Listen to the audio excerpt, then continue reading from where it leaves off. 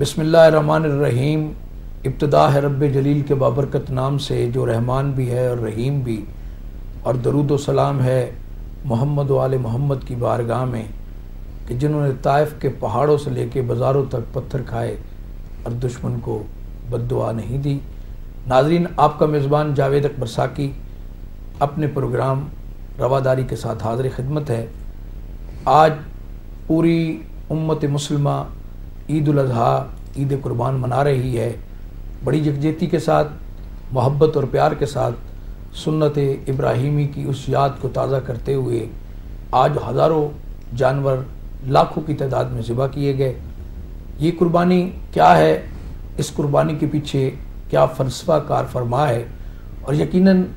आज जो इसकी याद मनाई जाती है, इसके मनाने का मकसद क्या है, इस हवाले से आज के इस मुबारक दिन, खुशियों भरे दिन में आज हमने अपने स्टूडियो में पाकिस्तान की बड़ी इल्मी शख्सियात को मदऊ किया है। आज हमारे स्टूडियो में पाकिस्तान के एक बहुत बड़े इल्मी खानवादे से ताल्लुक़ रखने वाली शख्सियत जनाब पीर शफ़ात रसूल साहब, जो कि चेयरमैन हैं मरकज़ बिलाल लाहौर के, कई किताबों के मुसन्निफ़ हैं, और इनका इदारा हकीकी मानों में इत्तेहाद बैनुल मुस्लिमीन का मरकज़ व महवर है। पीर साहब, आपका बहुत शुक्रिया। आज इस ईद की खुशियों में आज आप हमारे स्टूडियो में तशरीफ़ लाए और हमारे नाज़रीन के साथ इस ईद की खुशियों को शेयर किया। मेरे दूसरे मेहमान हमारे पाकिस्तान में रूहानियत के हवाले से, एक खानकाई निज़ाम के हवाले से बहुत बड़ा नाम है, जिनके बुज़ुर्गों की और इनकी इतनी खिदमात हैं कि उन्होंने तसव्वुफ़ के हवाले से औलिया किराम के पैगाम को पाकिस्तान के कोने कोने में मोहब्बत व अख़ुवत का जो पैगाम, औलिया का पैगाम जो है, उसको पहुँचाया। मेरी मुराद जनाब ख्वाजा नूरुज़्ज़मा ओवैसी साहब से है, जो सजादा नशीन है दरगाह ओवैसिया के, कई इदारों से वाबस्ता हैं, वेलफेयर के हवाले से बेपनाह खिदमात सर अंजाम देते हैं। ख्वाजा साहब, आप भी आज हमारे स्टूडियो में तशरीफ़ लाए, मैं आपका शुक्रिया अदा करता हूँ। जनाब पीर शफ़ात रसूल साहब,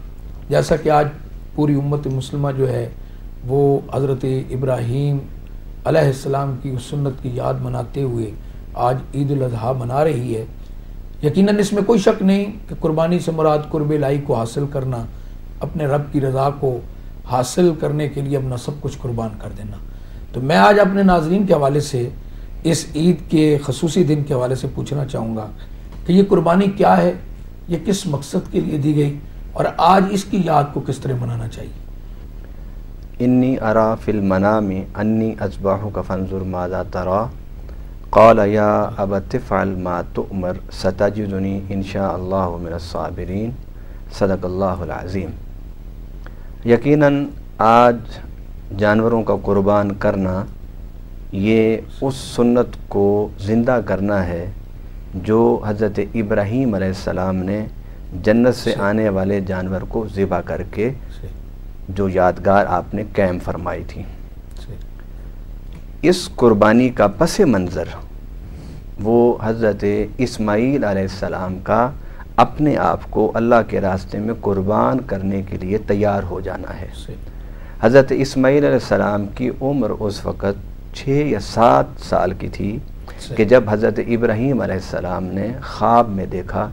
कि मैं अपने बेटे को ज़िबा कर रहा हूँ। तो आपने मुल्क शाम से, फ़लस्तीन से, कनान से सफ़र किया और मक्का आए और हज़रत इस्माईल अलैहिस्सलाम से पूछा और ये कहा कि बेटा, मैंने ख्वाब देखा है कि मैं तुम्हें ज़िबा कर रहा हूँ, तो तुम्हारी राय क्या है। तो इब्राहीम अलैहिस्सलाम के इस पूछने पर हज़रत इस्माईल अलैहिस्सलाम ने कहा कि ऐ मेरे अब्बा, आपको जो हुक्म हुआ है आप वो करें, और मैं अपनी जान अल्लाह के सपुर्द करके हमेशा हमेशा के लिए साबिरीन में अपना नाम लिखवाना चाहता हूँ। अब हज़रत इब्राहीम अलैहिस्सलाम ने ये ख्वाब देखा और आपने भी एक लम्हे के लिए नहीं सोचा कि ये मेरा तो ख्वाब है, कोई हज़रत जिब्राईल अलैहिस्सलाम तो नहीं आए ना। आपने इतना लंबा सफ़र किया, 6 माह का सफ़र था, आप सफ़र करके मक्का पहुँचे और रब के इस हुक्म की तामील की खातिर, यानी पैगम्बराना ज़िंदगी की अगर आप अहमियत को देखें इंसानी हिदायत के हवाले से, तो वो ये है कि अल्लाह रब्बुल आलमीन अगर किसी काम के करने का इशारा, हुक्म नहीं, सराहतन नहीं, जिब्राइल के ज़रिए नहीं,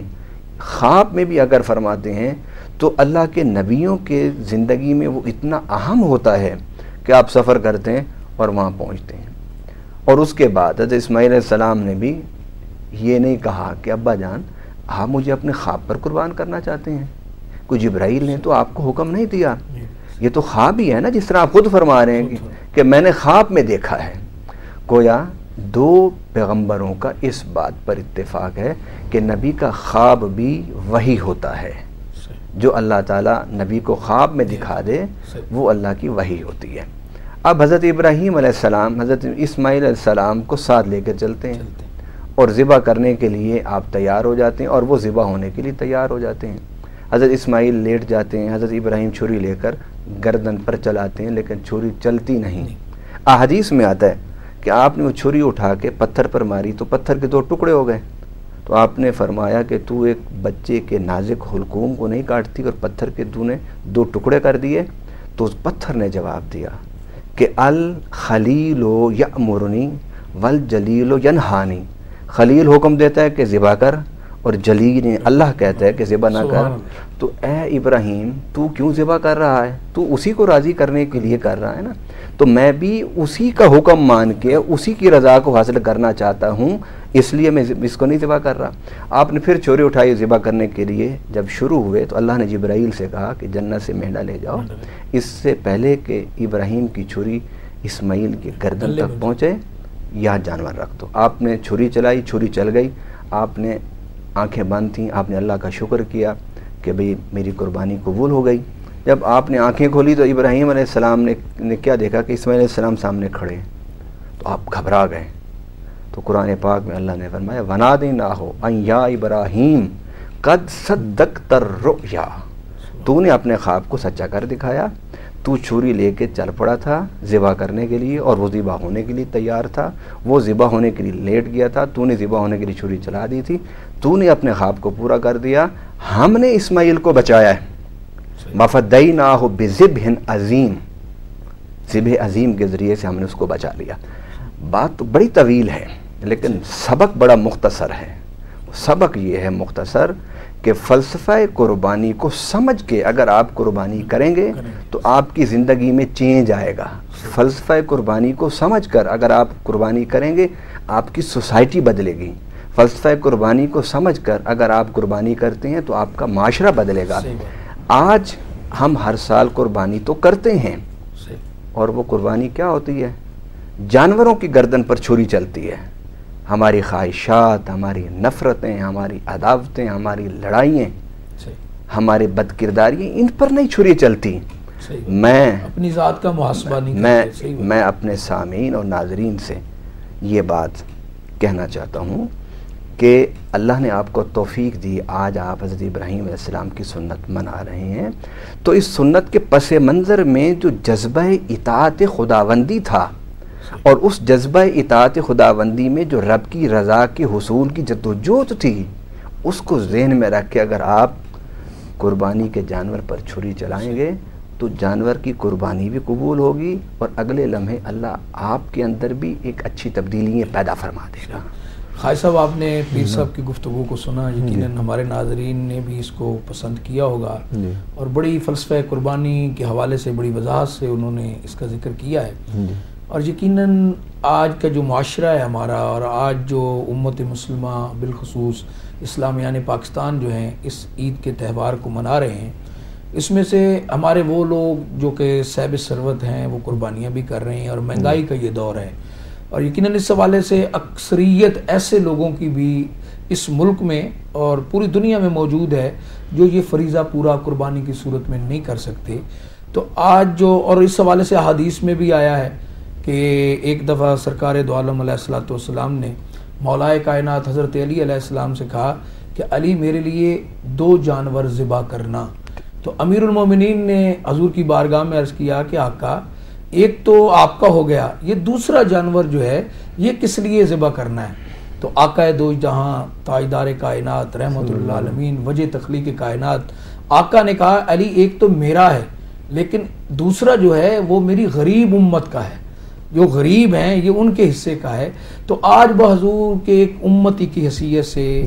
ہمارا کیا فرض بنتا ہے کہ جو لوگ یہ فریضہ سر انجام نہیں دے سکتے اور جو لوگ یہ طاقت نہیں رکھتے کہ وہ قربانی کے اس فریضے کو پورا کریں، تو ہم پر کیا ذمہ داریاں عائد ہوتی ہیں کہ ہمارے ارد گرد میں جو غربا رہتے ہیں، ہمارے عزیز و اقارب رہتے ہیں، ہمیں ان کا کس طرح خیال کرنا ہے؟ اس حوالے سے میں چاہوں گا کہ آپ ہمارے ناظرین کو آگاہ کریں۔ جب یہ اسلامی تہوار آتے ہیں یا یہ عید کے دن آتے ہیں تو اس میں اس کے پیش نظر جیسا کہ انہوں نے بتایا ایک تاریخ ہوتی ہے، ایک فلسفہ ہوتا ہے، ایک حکمت ہوتی ہے، اور اللہ تعالیٰ کے کسی حکم کے اندر بھی حکمت کے بغیر کوئی ایسا امر یا حکم نہیں دیا جاتا، یا رسول پاک صلی اللہ علیہ وسلم جو حکم دیتے ہیں اس کے اندر بے شمار حکمتیں ہوتی ہیں۔ جب یہ عید قربان کا وقت آتا ہے تو اس کے اندر بھی اہل ایمان کے دلوں کے اندر اس جذبے کو بھی پیدا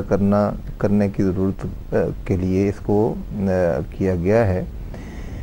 کہ نہ صرف آپ جو پہلے ہی صاحب حیثیت ہیں، آپ کے لیے کھانا پینا اور دنیا کے تمام لوازمات اور ضروریات آپ کے لیے وافر موجود ہیں، تو آج کے دن تو کم از کم اس جذبے کو آپ کے دلوں کے اندر پیدا کیا جائے اور اس کا عملی مظاہرہ بھی کیا جائے کہ آپ ان لوگوں تک اس گوشت کو پہنچائیں، ان کی ضروریات کو پورا کرنے کا اہتمام کریں، اور اس کو لازم کیا گیا کہ تم ان تک پہنچاؤ، یہ ان کا حق ہے۔ جس طرح اپنا تمہارا حق ہے، عزیز و اقارب کا حق ہے، اور اس طرح غربا مساکین کا حق ہے کہ ان تک پہنچایا جائے۔ تو اس طرح نہ صرف ایک فقط گوشت کی حد تک یہ بات ہے بلکہ ان کی تمام ضروریات کی طرف توجہ دینے کی ضرورت ہے، اس طرح متوجہ کرنا اللہ کا،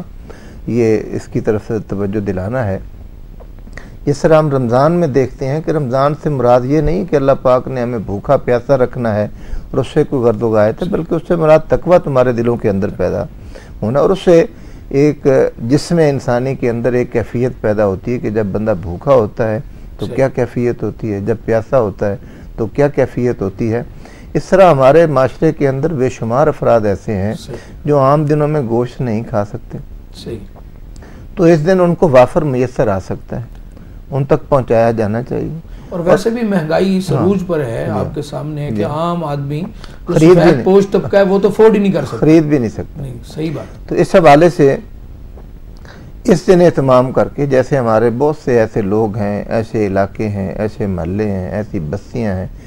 کہ جن کے اندر ایسے افراد ہیں کہ پوری کی پوری بستی، پوری کی پوری گلی، پورا کا پورا ایریا اس کیفیت میں، اس حیثیت میں نہیں ہے کہ وہ خود خرید سکیں۔ ان علاقوں کے اندر کہ کوئی گائے کی اگر قربانی کرے تو اپنے گائے کا سارا گوشت ان کے پاس ہے، تو اپنا حصہ بھی اگر انہیں دے دیں تو اس میں کوئی حرج نہیں ہے، ان کے پاس تو پہلے ہی وافر موجود ہے اور اس کا اختیار ہے کہ اپنا حصہ۔ میں آپ کی بات بیچ میں کاٹ رہا ہوں، ایک میں اپنے ناظرین کے لیے پوچھنا چاہوں گا کیونکہ آج عید کا دن ہے، یقیناً ساری امت جو ہے وہ جو غریب غربا لوگ آتے ہیں دروازے پہ، ایک طبقہ ایسا ہے کہ جو ہر گھر کے دروازے پہ موجود ہوتا ہے، جو پروفیشنل لوگ ہوتے ہیں، وہ آتے ہیں پتہ نہیں کسی جگہ سے اٹھ کر وہ گھروں میں آ کے وہ ایک ایک گھر سے وہ سارا گوشت اکٹھا کرتے ہیں۔ تو قربانی کا مقصد میں سمجھتا ہوں کیا ان لوگوں کو گوشت دینا چاہیے، یا وہ سفید پوش طبقہ جو شرم کے مارے گھروں سے نہیں نکل سکتا لیکن قربانی کا فریضہ بھی ادا نہیں کر سکتا؟ تو اس حوالے سے آپ ضرور ہمارے ناظرین کو ادا کریں کہ قربانی کا گوشت کن کو دینا چاہیے۔ میں سمجھتا ہوں یہ پہلو بہت توجہ طلب ہے اور اس کی طرف ہماری کم توجہ جاتی ہے۔ صحیح ہے۔ ہمارے ہاں یہ تصور ہے کہ مانگنے والا یا سائل وہ ہے جو آ کے آپ کے دروازے کو پہ آ کے صدا دیتا ہے یا آپ کے دامن کو پکڑتا ہے، اور اس بارے میں حکم بھی ہے کہ ان لوگوں کو جو تمہارا دامن پکڑ پکڑ کے کھینچتے ہیں اور سوال کرتے ہیں، ان کی بجائے وہ لوگ جو اپنی غیرت کی وجہ سے، حیا کی وجہ سے یا سفید پوشی کی وجہ سے ضرورت مند ہیں لیکن وہ مانگتے نہیں ہیں، حاجت رکھتے ہیں لیکن کہتے ہاتھ نہیں پھیلاتے، کسی کے سامنے اظہار نہیں کرتے ہیں، تو ان کو میں سمجھتا ہوں کہ ان مانگنے والوں کو جو پیشہ ور لوگ ہیں ان کی نسبت ان لوگوں تک اگر عزت کے ساتھ اور وقار کے ساتھ ان کے گھروں تک پہنچایا جائے، اور یہ کوئی اتنی مشکل بات نہیں، قرب و جوار کے رہنے والوں سے ہم واقف ہوتے ہیں، غریب بستیوں سے ہم واقف ہوتے ہیں، اور اس دور کے اندر کہ جب سیلاب سے لوگ متاثر ہیں، کئی اور مختلف پریشانیوں کے اندر مبتلا ہیں، تو ان کو ڈھونڈ کے اگر ان تک پہنچایا جائے اور بلکہ پکا کے بھی اگر ان تک پہنچایا جائے اور اس عید کے دن ان کو خوشیوں کے اندر شریک کیا جائے اور کپڑے بھی اگر دے دیے جائیں، آنے والے سردی کے موسم کے اندر بھی اس گوشت سے پہلے اور اس کے بعد بھی اگر ان تک دیگر ضروریات کا بھی اہتمام کر دیا جائے تو یہ بھی قربانی کی ایک کیفیت اور اس جذبے کی ہی ایک عکاسی ہے۔ پیر صاحب، آپ نے خواجہ صاحب کی گفتگو سنی، یقیناً قربانی کے فلسفے کے حوالے سے آپ نے بڑی تفصیل سے ہمارے ناظرین کو آگاہ بھی کیا ہے۔ یہ قربانی جو جانور ہم ذبح کرتے ہیں، لیکن آج معاشرے کا ایک سب سے بڑا المیہ یہ ہے کہ اب ہمارے درمیان ایک دوڑ لگی ہے نمود و نمائش کی، کہ ایک آدمی نے اگر 1 لاکھ کا بکرا خریدا ہے تو وہ اس ضد میں کہ نہیں اس نے 1 لاکھ کا کیا ہے، میں نے 1.5 لاکھ کا لینا ہے۔ اب غریب آدمی کی تو سوچ سے بھی یہ چیز باہر ہے، اور وہ قربانی جس کو ہم نے فریضہ سمجھ کے پورا کرنا ہے، اس کو اگر یہ نمود و نمائش کا روح نام دے دیا جائے یا اس روح میں ڈھال دیا جائے، اور یہ جو پھر اس طرح مقابلے بازی اور پھر اس مہنگائی کے دور کے اندر اس طرح کی یہ جو باتیں ہیں، کیا یہ قربانی کا اصل مقصد اس سے پورا ہو جائے گا؟ ریاکاری عبادت کے اجر و ثواب کو ختم کر دیتی ہے، اور قیامت کے دن جو دنیاوی مسابقت، مقارنت اور مقابلے بازی کے لیے کوئی عبادت کرتا ہے، اللہ کے نزدیک اس کا کوئی اجر اور کوئی ثواب نہیں ہے۔ مگر میں اس کی طرف آنے سے پہلے آپ نے ایک بڑی ایمان افروز حدیث سنائی ہے کہ حضور صلی اللہ علیہ وسلم نے سیدنا امیر المومنین کرم اللہ تعالی وجہ الکریم سے کہا کہ 2 جانور، جب آپ حضور صلی اللہ علیہ وسلم کے حوالے سے قربانی کو دیکھتے ہیں تو حضور صلی اللہ علیہ وسلم ساری زندگی آپ نے 2 جانور قربان کیے، ایک اپنی طرف سے اور دوسرا آپ صلی اللہ علیہ وسلم ہر سال فرماتے تھے اللہم تقبل منی ومن، حدیث پاک کے الفاظ اللہم تقبل من محمد ومن آل محمد ومن امت محمد صلی اللہ علیہ وسلم، کہ اللہ یہ جو جانور میں کر رہا ہوں، ایک جانور میری طرف سے، میری آل کی طرف سے، اور ایک میری پوری امت کی طرف سے۔ اور سیدنا علی کرم اللہ تعالی وجہ الکریم فرماتے ہیں حضور صلی اللہ علیہ وسلم نے مجھے وصیت فرمائی تھی کہ میرے بعد تم 2 جانور قربانی کرنا، ایک اپنی طرف سے اور ایک میری طرف سے۔ ایک تو یہ حدیث پاک ہے۔ دوسری حدیث پاک ہے، وہ بڑی ایمان افروز ہے۔ یہ حدیثیں تو ساری ایمان افروز ہیں، لیکن جو غریب اور مسکین، جو صاحب ثروت نہیں ہیں، ان کے لیے اس حدیث میں ایک بڑا حوصلہ، بڑی نسبت، بڑی عظمت، بڑا پیار کا ایک سبق ہے کہ حضور صلی اللہ علیہ وسلم نے جب آخری سال قربانی فرمائی تو آپ نے فرمایا اللہم تقبل من محمد ومن امت محمد، ایک تو یہ لفظ ہے۔ دوسرا لفظ ہے اللہم تقبل منی ومن لم یضحی من امتی، اے اللہ ایک قربانی تو میں اپنی طرف سے کر رہا ہوں، اور دوسری قربانی میرا وہ امتی قیامت تک آنے والا جو قربانی کی استطاعت نہیں رکھ سکتا ہوگا، میں خود رحمت للعالمین اس کی طرف سے قیامت تک کی قربانی کر کے جا رہا ہوں۔ یہ حدیث مبارک ہے۔ گویا جو شاکان رسول ہیں، محبین رسول ہیں، حضور کے غلام ہیں، حضور سے تعلق رکھتے ہیں، حضور کی امتی ہیں، انہیں چاہیے کہ ایک قربانی اپنی طرف سے کریں، اور اگر استطاعت ہے تو دوسری قربانی میرے آقا کی نسبت سے کریں، کیونکہ اگر وہ صاحب کون و مکان ہو کر اگر وہ ہم جیسے ناکارہ گناہگار مسکینوں کو نہیں بھولے تو ہمیں بھی انہیں قربانی کے اس موقع پر نہیں بھولنا چاہیے۔ اور دوسری بات جو آپ نے پوچھی گوشت کے حوالے سے، قرآن پاک میں ہے فَاكُلُوا مِنْهَا وَأَطْعِمُوا الْقَانِعَ وَالْمُعْتَرَ، خود کھاؤ اور وَأَطْعِمُوا الْقَانِعَ، قانع کہتے ہیں اس ضرورت مند کو جو گھر میں بیٹھا ہو، ہاتھ نہ پھیلا سکتا ہو، اور معتر کہتے ہیں جو لوگوں سے مانگ سکتا ہو، ہاتھ پھیلا سکتا ہو۔ فرمایا قربانی کا گوشت دونوں کو دو، اگر آپ کے دروازے پر دستک دینے والا اگر وہ آپ سمجھتے ہیں کہ وہ مستحق نہیں ہے تو اس نے دستک تو دی ہے، آپ اس کو دے دیں اس کو، لیکن نبی پاک صلی اللہ علیہ وسلم نے ایک حدیث میں فرمایا وَابْدَأْ بِمَنْ تَعُولُ، ابتدا اللہ کے راستے میں دینے کی وہاں سے کر ابتدا، جو تیرے زیر انتظام ہیں، پھر تیرے زیر کفالت ہیں، پھر تیرے اقربا میں ہیں، پھر جہاں تو رہتا ہے وہاں 40 گھر دائیں بائیں آگے پیچھے ان کو دے، اس لیے کہ ان کے بارے میں تو پکا جانتا ہے کہ یہ مستحق ہیں۔ اس لیے قربانی کا گوشت مانگنے والوں کو بھی دیں، اور جو خوددار گھروں میں بیٹھے ہوئے ہیں ان کو تلاش کر کے ان کے دروازوں پر دستک دے کے دینا، یہ اس سے بھی بڑا اجر ہے۔ رہی ریاکاری کی بات، نبی پاک صلی اللہ علیہ وسلم نے حدیث مبارک انما الاعمال بالنیات کہ اعمال کا دار و مدار نیت پر ہے۔ اگر آپ جانور قربانی کا خرید رہے ہیں کہ میرا بھائی، میرا چچا، میرا بھانجا، میرا رشتہ دار، میرا دوست، وہ کہے گا جی یہ تو ماشاءاللہ بڑے پیسے والے ہیں، انہوں نے تو بڑا اچھا جانور قربانی خرید ہے، یہ تو سراسر ریاکاری میں آ جاتا ہے، اور ریاکار کو تو اللہ پسند ہی نہیں کرتا۔ نیت میں فرق آ گیا تو پھر قربانی قبول نہیں کرتا۔ اس لیے جہاں ہم بازاروں میں جاتے ہیں، قربانی کا جانور خریدتے ہیں، پیسہ خرچ کرتے ہیں، وہاں اپنی نیت میں اخلاص پیدا کریں کہ ہم یہ کام اللہ کے لیے کر رہے ہیں، اور اللہ کے لیے کر رہے ہیں، اللہ کے لیے ذبح کریں گے، اللہ کے لیے گوشت تقسیم کریں گے۔ اگر آپ آخرت میں اجر حاصل کرنا چاہتے ہیں، اور اگر آپ نمود و نمائش چاہتے ہیں، تو نمود و نمائش کا فائدہ تو ہوگا دنیا میں ہوگا، کہ لوگ کہیں گے کہ یہ بڑا صاحب حیثیت آدمی ہے، اتنا مہنگا جانور، یہ تو بڑا مالدار آدمی ہے، یہ تو اتنا بڑا جانور لے کر آیا ہے۔ یہ دنیاوی سارے اس کو فوائد، تعریف، توصیف، یہ تو اس کو حاصل ہوگی، مگر آخرت میں نہیں۔ اور دوسری بات یہ کہ ریاکاری جب آتی ہے نا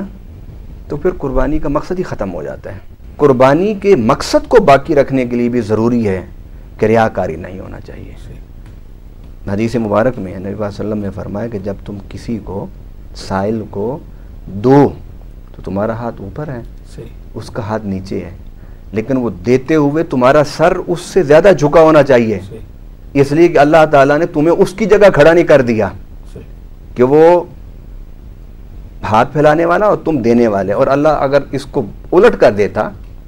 اس کو تمہاری جگہ بٹھا دیتا، دینے والا بنا دیتا، اور تم اس کی جگہ کھڑے ہو جاتے، لینے والے بن جاتے، تو رب اس پر بھی قادر تھا۔ اس لیے جو اللہ کے راستے میں قربانی کرتے ہیں، صدقہ دیتے ہیں، خیرات دیتے ہیں، لوگوں کی معاملت کرتے ہیں، انہیں ان سائلین اور ضرورت مندوں سے زیادہ عاجزی اور پھر میں اپنے ناظرین کے لیے خصوصی طور پر پوچھنا چاہوں گا آپ سے کہ آج کیونکہ عید الاضحیٰ کا دن جو ہے وہ پوری امت مسلمہ خوشیوں کے دن کو منا رہی ہے، یقیناً آقا دو جہاں کی ذات جو ہے، وجہ تخلیق کائنات کی جو ہستی ہے، وہ پوری کائنات کے لیے مینار نور ہے۔ تو آپ ہمارے ناظرین کو بتائیں کہ آقا دو جہاں کا دن کیسے گزرتا تھا، عید الاضحیٰ کا آپ کے کیا معمولات تھے، آپ اس دن کو کس طرح مناتے تھے، اس حوالے سے آپ ضرور ہمارے ناظرین کو آگاہ فرمائیں۔ نبی پاک صلی اللہ علیہ وسلم نماز فجر ادا فرماتے، گھر تشریف لے جاتے ہیں، تیاری فرماتے ہیں۔ تیاری میں امیر اور غریب کے لیے ایک ہی تیاری ہے کہ نہائیں،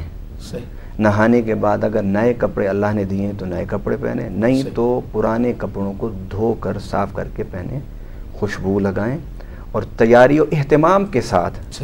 نبی پاک صلی اللہ علیہ وسلم نے ہر عبادت میں اہتمام کا درس دیا ہے۔ اہتمام جو ہے نا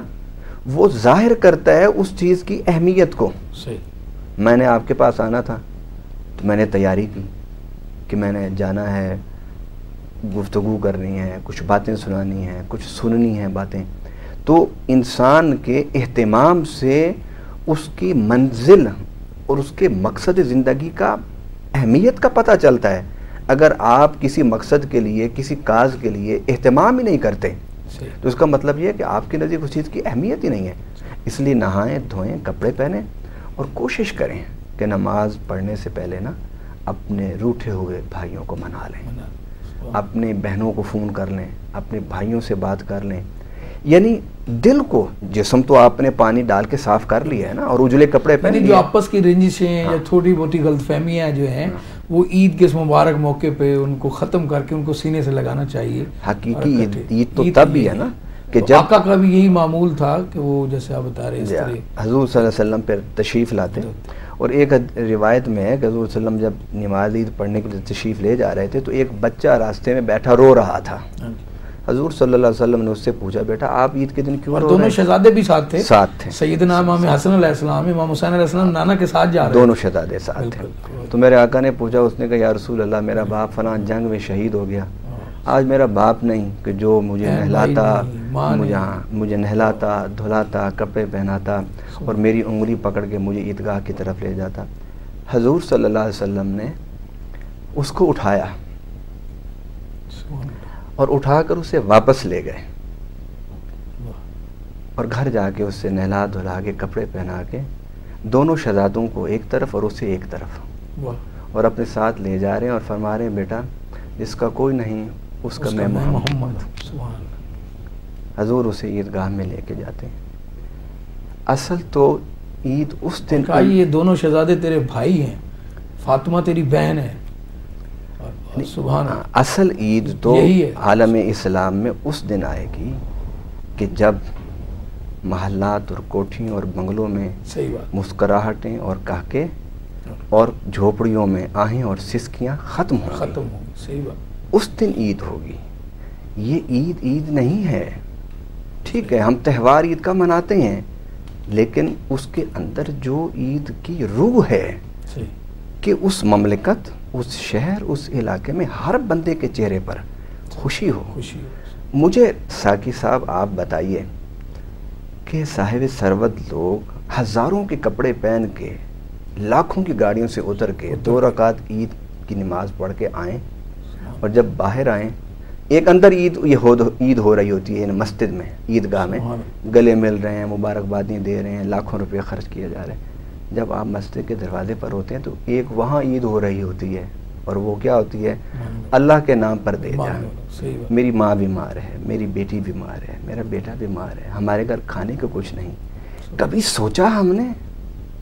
کہ یہ 2 عیدیں ہم 65 سال میں پاکستان میں ختم کر سکے ایک مسجد کے اندر جو کہکے اور خوشیوں کی آوازوں کے ساتھ ہیں اور ایک مسجد کے دروازوں پر آہوں اور سسکیوں کے ساتھ ہیں. حضور صلی اللہ علیہ وسلم کے اس عید کے تہوار میں ہمیں یہ سبق ملتا ہے کہ ایک رونے والے بچے کو بھی آپ اٹھا رہے ہیں. جب حضور واپس تشریف لے گئے ہوں گے تو عیدگاہ میں نماز لیٹ نہیں ہوئی ہوگی سارا اجتماع لیٹ نہیں ہوا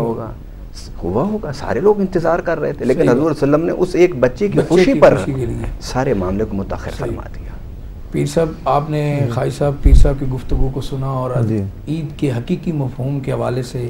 انہوں نے حضرت کی سیرت کو سامنے رکھ کر جس طرح آج کے اس دن کی خوبصورتی کو واضح کیا ہے یقیناً ہمارے ناظرین کے ایمان کو اور ان کو فروغ کیا ہوگا اور یقیناً ناظرین کو بہت پسند آئی ہوگی ان کی گفتگو. تو میں یہ سمجھتا ہوں انہوں نے جیسے عید کے اجتماعات کا ذکر کیا آپ کا تعلق کیونکہ خانقاہی نظام سے ہے اولیاء کے ایک طبقے سے ہے اور میں سمجھتا ہوں کہ اولیاء نے ہمیشہ محبت کا پیغام دیا ہے. تو یہ جو عیدین کے اجتماعات ہیں جس میں اتنی تعداد میں لوگ شریک ہوتے ہیں ان اجتماعات کے اندر آج ہمارے مشائخ کا کیا فرض بنتا ہے کہ ہمیں کیا پیغام دینا ہے پوری دنیا کو. اتنے بڑے بڑے اجتماعات کے اندر جو لوگ شریک ہوتے ہیں آج ہمیں اس عید کے مفہوم کے حوالے سے اور امت کے اتحاد کے حوالے سے انتہا پسندی کے خاتمے کے حوالے سے ہمیں کیا کردار ادا کرنا چاہیے اس کے بارے میں ذرا. اس میں جو مشائخ کا اور اولیاء کاملین کا کردار رہا ہے وہ تو اتحاد امت کا رواداری کا پیار محبت کا رہا ہے اور یہاں ہر طبقہ آ کے امن سکون اور راحت محسوس کرتا رہا ہے. بلکہ آپ یقیناً جانتے ہوں گے اور ناظرین بھی جانتے ہوں گے کہ حضرت خواجہ معین الدین چشتی اجمیری رحمۃ اللہ علیہ کے مزار پہ تو غیر مسلم بھی سارے آتے ہیں سارے آتے ہیں سارے احترام کرتے ہیں ادب کرتے ہیں. ہمارے سلسلے کے جو بڑے بزرگ تھے تو ان کے بعد و نصیحت کو سننے کے لیے سکھ بھی بیٹھے ہوتے تھے اور ان سے پھر مسلمان بھی ہوئے. تو اس طرح مشائخ کا تو بنیادی کام ہی پیار کا ہے محبت کا ہے اور ان کے پاس آنے والے جو لوگ ہوتے ہیں وہ تو ہمیشہ پیار اور محبت کے ساتھ اچھے اخلاق کے ساتھ ان کو پیش آتے ہیں. اور آپ نے دیکھا بھی ہے اور آپ کے علم بھی ہے کہ جہاں کسی اللہ کے بندے نے ڈیرا لگایا 2 چیزیں انہوں نے بنائی ہیں. ایک اللہ کا گھر بنایا ہے مسجد اور ایک لنگر خانہ بنایا ہے. تو لنگر خانے سے بلا امتیاز سب کو کھانا ملتا ہے اور ان کو پیار اور محبت کا درس ملتا ہے بلا امتیاز انسانیت کے ناطے سے حوالے سے. تو میں سمجھتا ہوں کہ مشائخ کا کردار پہلے بھی پچھلے زمانوں میں بھی گزشتہ صدیوں میں بھی پیار کا محبت کا رواداری کا رہا ہے اور آج بھی یہ ایک مرکز ہیں کہ جہاں آ کے لوگ راحت اور امن اور پیار اور محبت محسوس کر سکتے ہیں، اور ان کو اپنے اس کردار کو علماء کرام کو بھی اور مشائخ عظام کو بھی اس کردار کو زیادہ اچھے طریقے سے ادا کرنا ہے، اور ان کے ذمہ بڑی یہ ذمہ داری ہے اور ڈیوٹی ہے۔ اور اس کے ساتھ ساتھ جو آپ نے بات کی ہے کہ مشائخ کا اس رواداری اور اس قربانی کے حوالے سے جو ایک ایثار کی کیفیت ہے، میں سمجھتا ہوں کہ مشائخ عظام کو جنہیں اللہ پاک نے بہت سارا اثر رسوخ عطا کیا ہے، نعمتیں عطا کی ہیں، جس طرح صاحبزادہ صاحب نے ذکر کیا عمراء کا، صاحب حیثیت لوگوں کا، بڑے بڑے عمراء کا، اس طرح میں اس پروگرام کے حوالے سے مشائخ عظام کی خدمت میں عرض کرنا چاہتا ہوں کہ وہ اگر چاہیں تو بہت بڑا ایک نیٹ ورک اور بہت بڑا ایک سلسلہ بن سکتا ہے کہ اگر وہ بھی ویلفیئر کے کاموں کے اندر توجہ فرمائیں، تعلیمی ادارے قائم کریں اپنے اپنے آستانوں پہ جہاں ان کا حلقہ اثر ہے۔ ان کے پاس وافر افراد بھی موجود ہوتے ہیں، ڈاکٹر بھی ان کے عقیدت مند ہوتے ہیں، انجینئر بھی ان کے عقیدت مند ہوتے ہیں،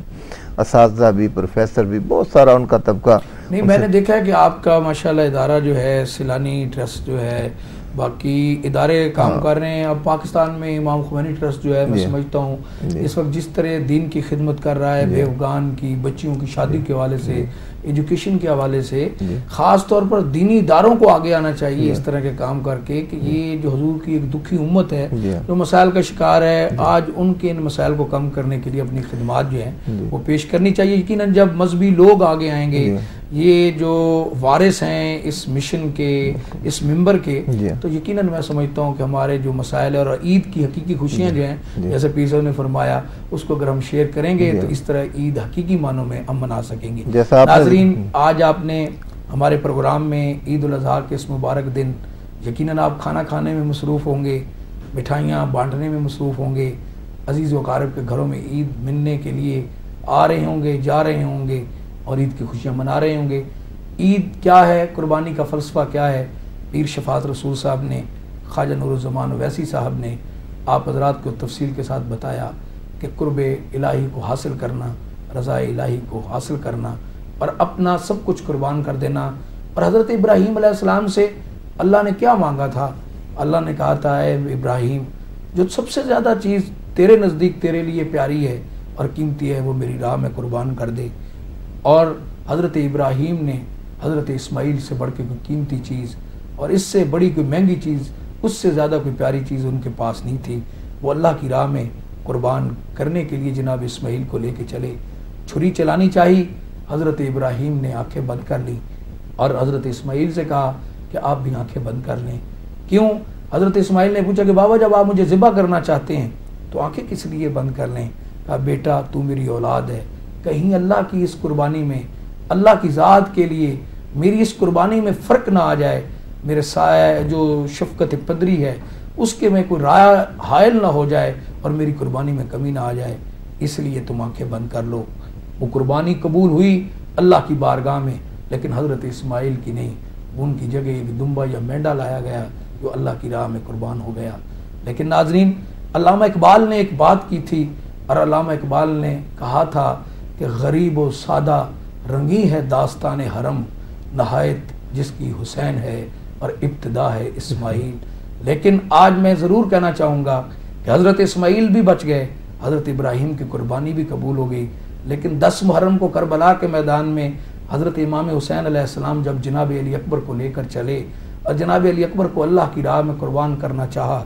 ظالموں نے علی اکبر کے کلیجے میں برچھی ماری اور حضرت امام حسین نے وہ برچھی نکالی تو اللہ کی طرف مخاطب ہو کے اپنے ہاتھوں کو بلند کر کے سجدے سے سر کو اٹھا کے میرے مولا امام حسین نے کہا تھا کہ خالق یہ میرا وہ بیٹا تھا جب مجھے اپنے نانا محمد یاد آتے تھے تو میں اس کو دیکھ کے اپنی پیاس بجھا لیتا تھا، اس کو دیکھ کے میں اپنے روح کی تسکین کر لیتا تھا، لیکن اے میرے اللہ آج یہ میرا ایک علی اکبر ہے، اگر 70 علی اکبر بھی ہوتے تو میں حسین تیری راہ میں قربان کر دیتا۔ یہ قربانیوں کی داستان آج امت مسلمہ کے لیے مشل راہ ہے، یہی وہ قربانیاں ہیں جن کو لے کے آج عالم انسانیت جو ہے وہ پوری دنیا کے اندر احترام انسانیت کے لیے سرگرم عمل ہے۔ آج میری طرف سے آپ کو بہت زیادہ عید کو خوشیاں مبارک ہوں، اور دعا کریں ہمارے ارد گرد کے رہنے والے لوگ جو ہیں جو ان خوشیوں سے محروم ہیں، ہم ان کو جا کر ان کی خوشیوں کو اپنی خوشیوں میں شیئر کریں، ان کے دکھوں کو بانٹیں، ان کے غموں کو بانٹیں۔ اور یقیناً عید منانے کا مقصد، جیسے کہ میرے دونوں پیر صاحبان نے، جناب پیر شفاعت رسول صاحب نے اور خواجہ نور الزمان اویسی صاحب نے بتایا کہ عید صرف گوشت تقسیم کرنے کا نام نہیں ہے، عید تو اس عزم اور عہد کا نام ہے کہ آج کے بعد آنے والی عید تک ہم اپنے دکھی بھائیوں کے دکھوں کو بانٹیں گے، غریبوں کی بچیوں کو جہیز دے کر، ان کو وسائل فراہم کر کے، ان کو ان کے گھروں میں رخصت کر کے ہم ان کی خوشیوں میں شریک ہوں گے۔ جو بیمار ہیں ان کی بیماری کا سہارا بن کر، ان کو علاج کی سہولتیں دلوا کر ان کی اس غریبی کو دور کریں گے، تو یقیناً عید منانے کا ہمارا مقصد بھی پورا ہوگا۔ ایک مرتبہ پھر میں آپ حضرات کو عید کی مبارکباد دیتے ہوئے تمام اہل وطن کو کہ اللہ پاک آپ کو ایسی ہزاروں خوشیاں نصیب فرمائے، میں اجازت چاہتا ہوں۔ انشاءاللہ اگلے پروگرام میں پھر آپ کی خدمت میں حاضر خدمت ہوں گا۔ السلام علیکم۔